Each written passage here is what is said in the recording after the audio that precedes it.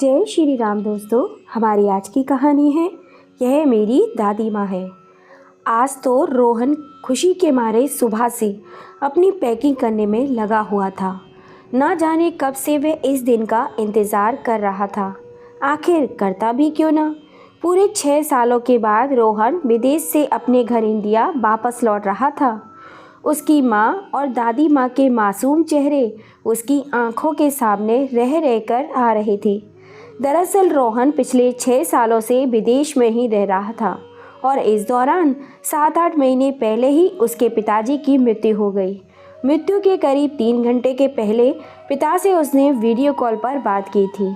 अपने पिता के आखिरी शब्द उसके कानों में अब भी बार बार गूंज रहे थे। सदा खुश रहो बेटा, जुग जुग जियो, खूब तरक्की करो और डॉक्टर बनकर हमारा नाम रोशन करो। अपने पिता की मृत्यु पर वह बहुत रोया था। उसका दिल छल्ली छल्ली हो गया था। अपार दुख के भंवर में वह डूब गया था, परंतु वीज़ा ना बन पाने के कारण वह आ नहीं पाया था।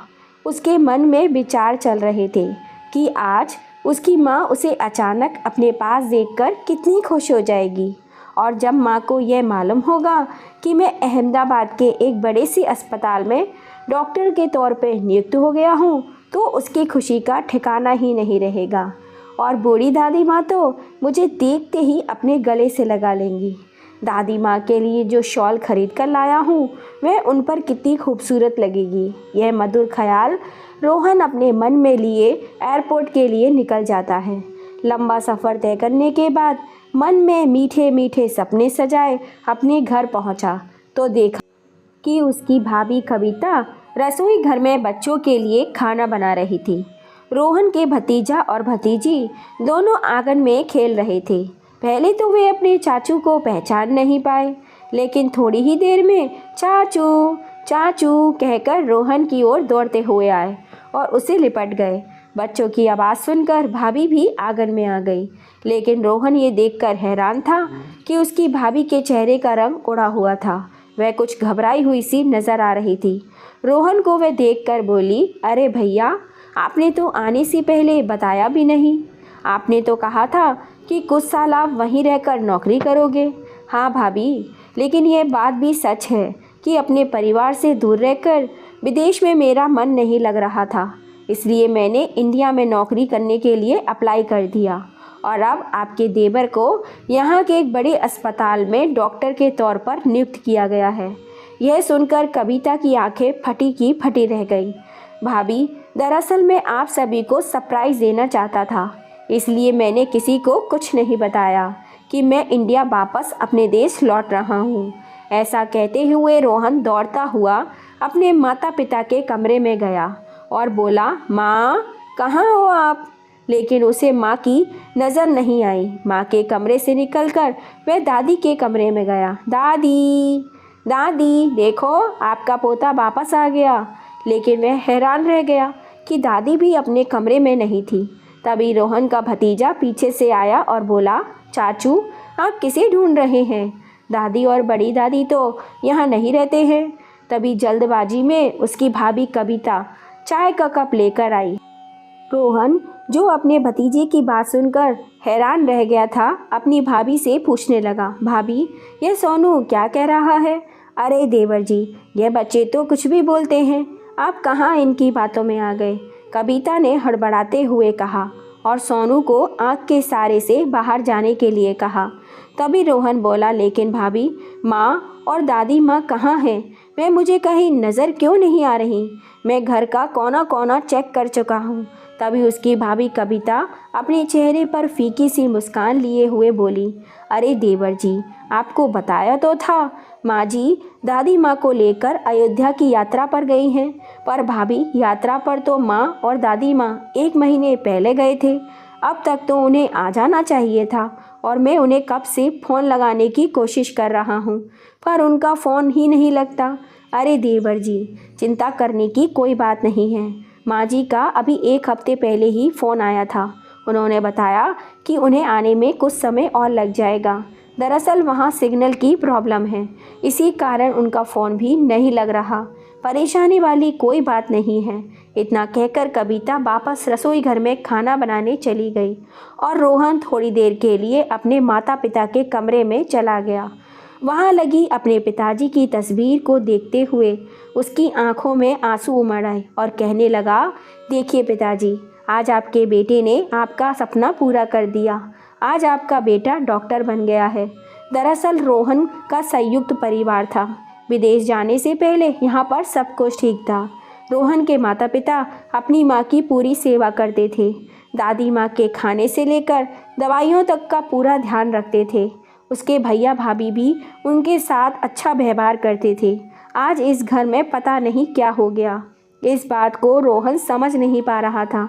रोहन ने विदेश में खूब मन लगाकर पढ़ाई की थी और अपनी पार्ट टाइम जॉब से जो भी पैसे कमाता था उसका कुछ हिस्सा हर महीने अपने घर भेजा करता था। विदेश में रहकर उसे अपने घर की बहुत याद आया करती थी, परंतु वीज़ा ना लग पाने के कारण वह आ नहीं पाया था। अक्सर वो घर पर वीडियो कॉल से बात करा करता था। पिछले 1-1.5 महीने से कुछ ऐसा हो रहा था कि अपनी माँ और दादी माँ से उसकी बात ही नहीं हो पा रही थी। घर के बाकी लोग भी उससे बहुत कम बातें किया करते थे। रोहन लगातार अपने पिता की तस्वीर को निहारते जा रहा था। तभी कविता कमरे में आई और बोली, देवर जी, मैंने खाना बना दिया है, आप हाथ मुँह धोकर खाना खा लीजिए। लेकिन अपनी दादी माँ और माँ से इतने वर्षों के बाद मिलने का जो उत्साह रोहन अपने मन में लेकर आया था, वह सारा उत्साह ठंडा हो गया था। इतने में उसके भतीजा और भतीजी उसके पास आए और बोले, हमारे लिए क्या लाए हो चाचू? तभी रोहन ने उन दोनों को बैग में से ढेर सारे खिलौने और चॉकलेट निकाल कर दिए। पिताजी तो अब रहे नहीं, माँ और दादी माँ भी घर पर नहीं थे। ऐसा सोच सोचकर रोहन को ऐसा लग रहा था जैसे उसे अपना ही घर काटने को दौड़ रहा है। शाम का समय जब उसका भाई घर वापस आया तो थोड़ी देर के लिए रोहन ने अपने बड़े भाई से बातचीत की, परंतु आज बात करते हुए ना जाने क्यों उसे ऐसा लग रहा था कि कुछ ठीक नहीं है। उसे अपने भाई भाभी का व्यवहार कुछ अजीब लग रहा था। कुछ ना कुछ तो गड़बड़ ज़रूर है, यह सोचकर उसका मन अशांत हो रहा था। अगले दिन रोहन अपने पिताजी की तस्वीर के आगे हाथ जोड़कर उन्हें प्रणाम किया और अस्पताल के लिए निकल गया। जैसे ही रोहन अस्पताल पहुंचा तो अस्पताल के सभी कर्मचारियों ने झुककर उसका अभिनंदन किया। रोहन जैसे ही अपने केबिन में पहुंचा तो उसने सबसे पहले अपनी दीवार पर अपने पिताजी की तस्वीर लगाई ताकि उसके पिता का आशीर्वाद सदा उसके साथ बना रहे। अस्पताल में सभी लोग उससे बड़ी इज्जत से बात कर रहे थे। रोहन को मरीजों का दुख दूर करने में बहुत अच्छा महसूस हो रहा था। दोपहर का समय था जब रोहन मरीजों का हालचाल जानने के लिए अस्पताल में राउंड पर निकला तो अस्पताल के बेड पर लेटी हुई एक बूढ़ी अम्मा को देखकर उसका दिल करुणा से भर आया। उस बूढ़ी अम्मा के मुरझाए हुए शरीर को देखकर ऐसा लग रहा था कि जैसे वह कुछ जानी पहचानी हो। वह दीवार की ओर चेहरा करके सो रही थी। जगह जगह से फटी हुई साड़ी से अपने सर को ढक रखा था। चांदी से चमकते हुए बाल उनके फटे हुए पल्लू से झांक रहे थे। उस बूढ़ी अम्मा को देख देख कर रोहन को कुछ आकर्षण सा महसूस हुआ। रोहन जब केबिन की ओर वापस आने लगा उसी समय सभी सफाई कर्मचारी सफाई कर रहे थे। साफ सफाई और झाड़ू पोंछा करने में लगे हुए थे, कूड़ा कचरा उठाने में लगे हुए थे। फ़ोन पर बात करते करते अचानक से रोहन के कानों में एक तेज आवाज़ सुनाई दी। उसने देखा कि अस्पताल की नर्स एक अधेड़ उम्र की सफाई कर्मचारी पर ज़ोर ज़ोर से चिल्ला रही थी, जब तुम लोगों से काम नहीं हो पाता तो नौकरी पकड़ ही क्यों लेते हो? घर पर क्यों नहीं बैठ जाते हो? ढंग से पोंछा तक नहीं लगाया जाता तो यहाँ पर क्या करने आए हो? बेचारी महिला सफाई कर्मचारी सर झुकाए चुपचाप उसकी बातें सुनती जा रही थी। यह देखकर रोहन को बहुत बुरा लग रहा। जैसे ही वह उसकी ओर गया उस महिला कर्मचारी में अपनी माँ की छवि नज़र आने लगी। फिर वह सोचने लगा, माँ यहाँ कैसे हो सकती हैं? यह सोचते हुए जैसे ही वह थोड़ा नज़दीक आया उसके दिल की धड़कन तेज हो गई। उसकी आंखों के आगे अंधेरा छा गया। उस औरत को देखकर रोहन दंग रह गया क्योंकि वह सफाई कर्मचारी सच में उसकी माँ थी। उसकी माँ की आंखों से आंसू धारा बह रही थी। तभी वह नर्स बदतमीजी से बोली, मैं आज ही तुम्हारी शिकायत करके तुम्हें नौकरी से निकलवा दूंगी। उसी समय रोहन के सब्र का बांध टूट गया। नर्स को डांटते हुए बोला, नौकरी से तो मैं तुम्हें निकलवा दूंगा। अरे तुम्हारी हिम्मत कैसे हुई अपने से बड़ी उम्र की औरत से ऐसे बात करने की? क्या तुम अपने घर में भी अपनी माँ और दादी माँ से ऐसे ही बात करती हो? औरतों के संग कैसे बात करनी है ये तुम्हें नहीं पता? और यह कोई नौकरानी नहीं, कूड़ा करकट उठाने वाली, बल्कि मेरी माँ है। यह सुनकर नर्स का मुंह खुला का खुला रह गया। अब लोग हैरानी से रोहन की ओर देखने लगे। तभी रोहन के मुंह से निकला, माँ आप कहाँ यहाँ इस हालत में? आप तो तीर्थ यात्रा पर गई थी ना, तो फिर आप यहाँ कैसे? और दादी कहाँ हैं? अपने बेटे को देखकर सुमित्रा जी अपने बेटे के गले लगकर फूट फूट कर रोने लगी और उसी अस्पताल के बेड पर लेटी हुई उसी बूढ़ी अम्मा के पास ले गई जो फटी हुई साड़ी में निढाल लेटी हुई थी। अपनी माँ और दादी माँ को ऐसी हालत में देखकर रोहन का दिल करुणा से भर आया।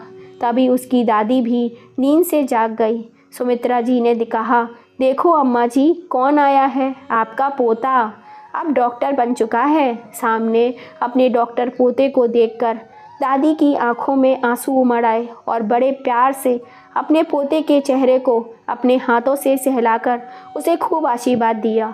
लेकिन रोहन के दिमाग में हजारों सवाल क्रोध कर रहे थे। वह बोला, माँ, दादी, आप बिल्कुल चिंता मत कीजिए, मैं आ गया हूँ ना। आप मुझे बताइए क्या बात है? तब दादी ने कपकपाती आवाज़ में कहा, बेटा, पिताजी के जाने के बाद तुरंत बाद ही तेरे बड़े भाई राहुल ने तेरे पिता के सारे कारोबार को हथिया लिया। और बेटा, तू जानता ही है कि तेरे पिता के पास कितनी जमा पूंजी थी। उन्होंने मकान बनवाने में खर्च कर दी थी। अपने बुढ़ापे के लिए भी कुछ भी बचा कर नहीं रखा था। लेकिन तेरे पिता के जाने के बाद तेरी माँ को दवाइयों के लिए और छोटी छोटी ज़रूरतों के लिए पैसा चाहिए होता था, तो तेरे भाई भाभी के आगे हाथ फैलाने पड़ते और उन दोनों को तो 100 रुपये देने में भी आफत आती थी। कविता बहू आए दिन मार्केट जाती, अपनी सहेलियों के संग नए नए कपड़े खरीद कर लाती, अपनी सहेलियों के संग दिन रात किटी पार्टियां करती थी। उससे तेरे भाई को राहुल को कोई दिक्कत नहीं होती थी। लेकिन अगर तुम्हारी माँ 150 रुपये भी मांग लेती तो घर में कलेश शुरू हो जाता। यहाँ तक कि खाने पीने और दवाइयों के लिए भी दोनों तेरी माँ को तंग करने लगे थे। तेरी भाभी बस अपने पति और बच्चों के लिए सुबह शाम खाना बनाती और बाकी के सारे काम तेरी माँ से करवाती थी। झाड़ू, पोंछा, बर्तन सभी काम मेरी बहू करती। और जब मेरे और अपने लिए वो 2 रोटियां बनाने जाती तो तेरी भाभी 10 बातें सुनाती थी। तेरी माँ को ऐसी हालत में देखकर बड़ा दुख होता था बेटा। और अगर मैं कुछ भी बहू से कहती तो वो ज़ोर ज़ोर से चिल्ला चिल्ला कर मुझे डरा धमका कर चुप करा देती और कहती, एक तो पड़े पड़े हमारे खर्चे बढ़ा रही हो, ऊपर से मुझे ज्ञान भी देती हो। चुपचाप एक कोने में पड़ी रहो, नहीं तो धक्के मारकर घर से बाहर निकाल दूंगी। तुझे नहीं मालूम बेटा, तेरे जाने के बाद हमने कितने दुख झेले हैं। ऐसा कहते हुए दादी रोने लगी।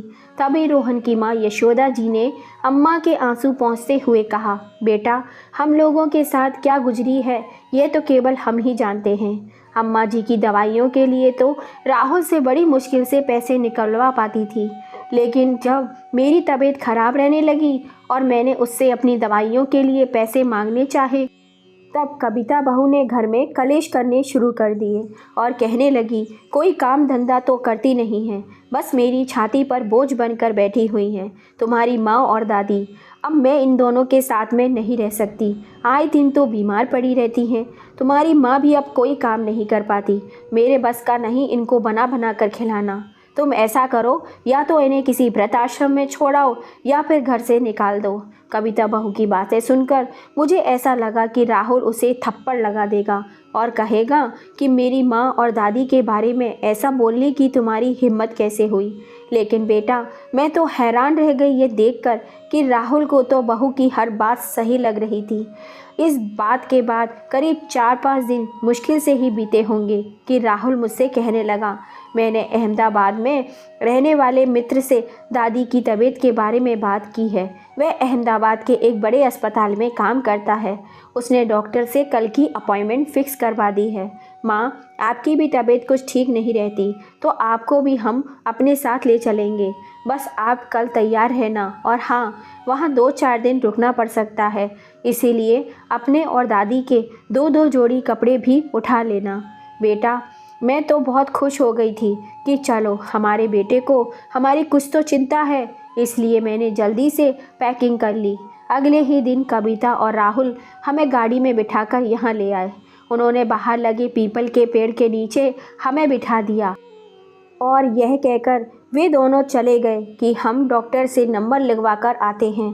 मैं और अम्मा जी बहुत देर तक यहीं पर बैठे रहे और उन दोनों के आने का इंतज़ार करते रहे कि कब से लोग आएंगे और हमें डॉक्टर के पास दिखाने के लिए लेकर जाएंगे।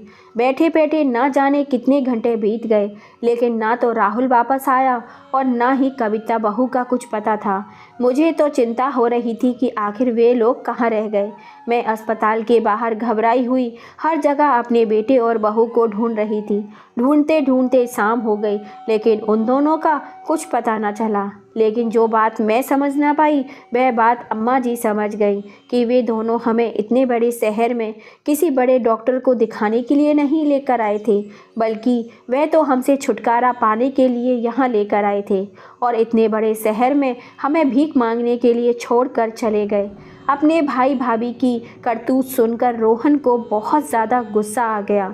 तब सुमित्रा जी की आंखों में आंसू लिए हुए बोली, बेसहारा करने से पहले उन दोनों ने हमारे बारे में एक बार भी नहीं सोचा। मैं अम्मा जी के कंधे पर सर रखकर फूट फूट कर रोने लगी थी कि आखिर हमने क्या कमी छोड़ दी थी अपने बच्चों की परवरिश में। अपने ही बेटे ने हमें ये दिन दिखा दिया। लेकिन उसी समय मैंने महसूस किया कि अम्मा जी को तेज़ बुखार हो रहा था। मैं बिना कुछ सोचे समझे अम्मा जी को अस्पताल ले गई। डॉक्टर को दिखाया तो अम्मा जी को अस्पताल में एडमिट करने की सलाह दी। लेकिन बेटा, इतने पैसे तो मेरे पास थे नहीं कि मैं इतने बड़े अस्पताल का खर्चा उठा पाती। बस गले में तेरे पिताजी की दी हुई एक सोने की चैन थी, उसी को बेचकर जैसे तैसे कुछ पैसे का इंतज़ाम किया तो अम्मा जी का इलाज शुरू किया। लेकिन वह पैसे आखिर कितने दिन तक चल पाते। 2-3 दिन में ही सारे पैसे ख़त्म हो गए और अस्पताल वालों ने कह दिया, अगर पैसे नहीं तो यहाँ पर इलाज नहीं। मैंने आज तक खुद को कभी इतना लाचार महसूस नहीं किया था। अम्मा जी की हालत देखकर मैं तो बस रोए जा रही थी। तभी एक सफाई कर्मचारी मेरे पास आकर मुझसे रोने का कारण पूछने लगी तो मैंने उसे अपना सारा हाल कह सुनाया। फिर उसने मुझसे पूछा कि अगर तुम्हें नौकरी दी जाए तो क्या करोगी। मैंने बिना सोचे समझे झट से हाँ कह दी। उस भली महिला ने अस्पताल में बात करके मुझे सफाई कर्मचारी का काम दिलवा दिया। यहाँ काम करते करते मैं अम्मा जी की देखभाल भी कर लेती थी। लेकिन बेटा, रह रह कर अपने बहू बेटे द्वारा किया गया व्यवहार मेरे दिल को बहुत दुखाता था। ऐसा कहते कहते सुमित्रा जी फपक फपक कर रो पड़ी। माँ की बात सुनते सुनते रोहन लगातार आंसुओं से भरी आंखों में अपनी माँ की तरफ देखे जा रहा था। उसने महसूस किया कि एक ही महीने में उसकी माँ बिल्कुल बूढ़ी नज़र आने लगी थी। उनका चेहरा झुर्रियों से भर गया था।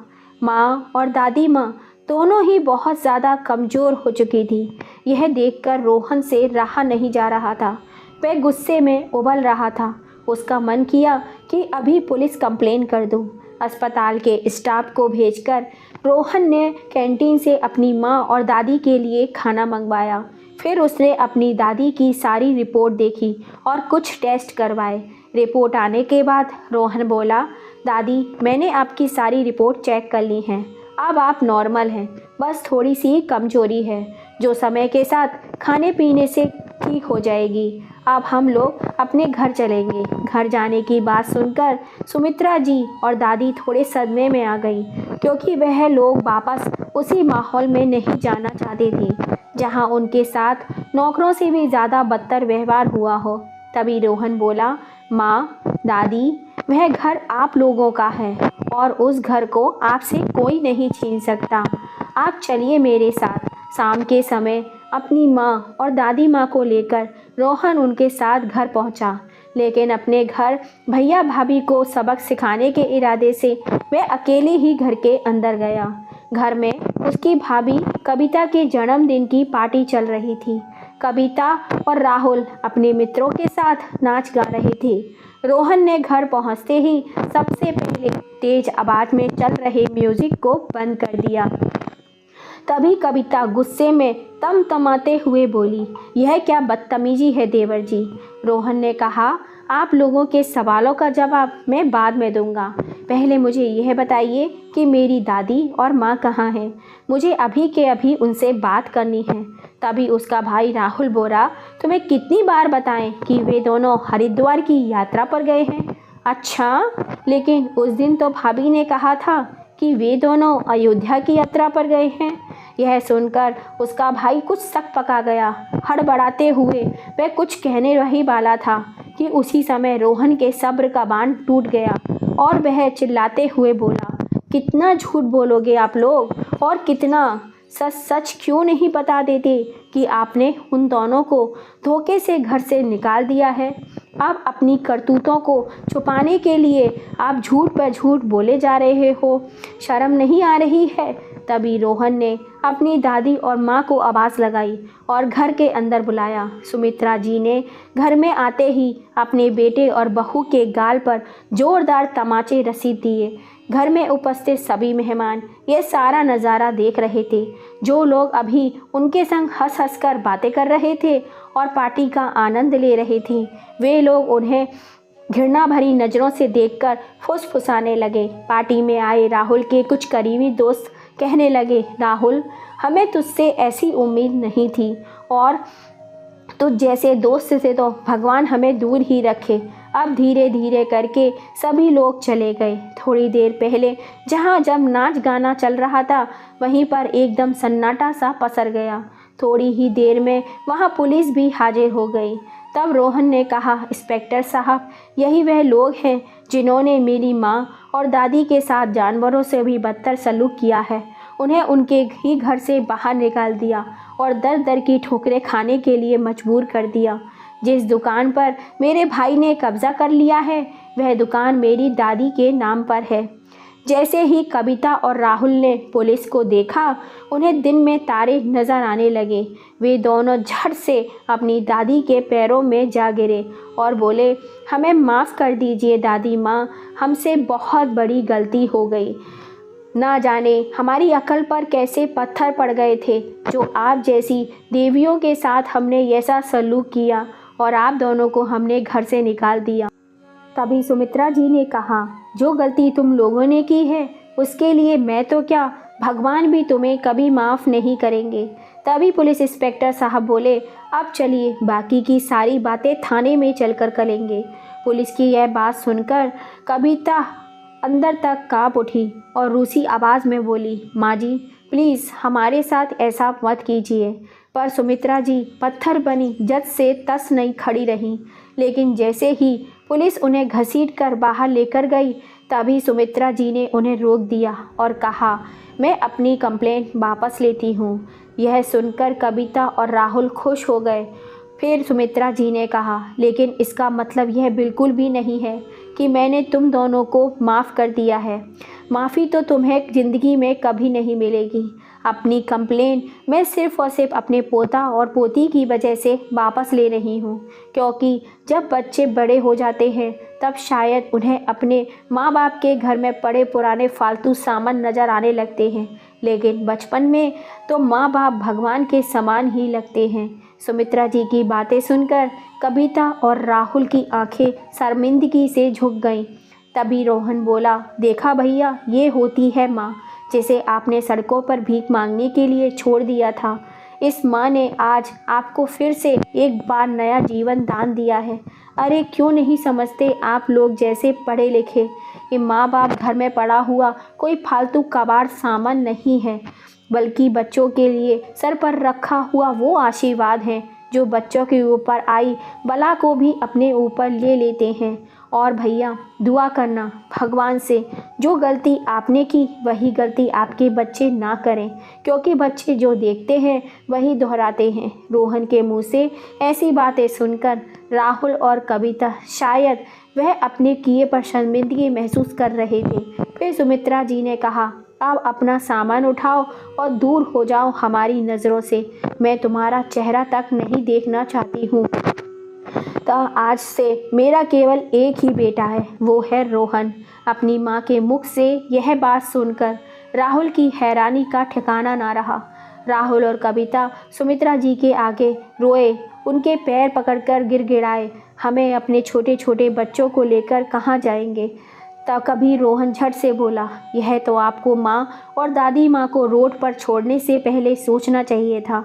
अगर आप कहो तो मैं भी आपको उसी जगह पर छोड़ आता हूँ जहाँ आप दादी और माँ को छोड़कर आई थी। आपके रहने के लिए सबसे उत्तम जगह है। तभी रोहन उनका सारा सामान उठाकर दरवाजे से बाहर फेंक देता है। उनके कुकर्मों की सज़ा उन्हें सुना दी गई थी। अब दादी, माँ और पोता तीनों एक संग मिलकर खुशी खुशी रहने लगते हैं। तो दोस्तों, रोहन ने अपनी दादी और माँ को न्याय दिलाने के लिए अपने बड़े भैया भाभी के संग जो किया वह सही था या गलत, अपनी राय हमें कमेंट करके ज़रूर बताना। और कहानी थोड़ी सी भी पसंद आई हो तो ज़्यादा से ज़्यादा इसे अपने फैमिली फ्रेंड में शेयर करना। और अगर अब तक लाइक एंड सब्सक्राइब नहीं किया है तो जल्दी से कर लेना। पास में लगी घंटी को दबाना मत भूलिएगा, जिससे हम जब भी कोई नई कहानी डालें उसका नोटिफिकेशन आपको मिल सके। फिर मिलेंगे आप सभी से ऐसी ही किसी इंटरेस्टिंग कहानी के संग। जय श्री राम दोस्तों।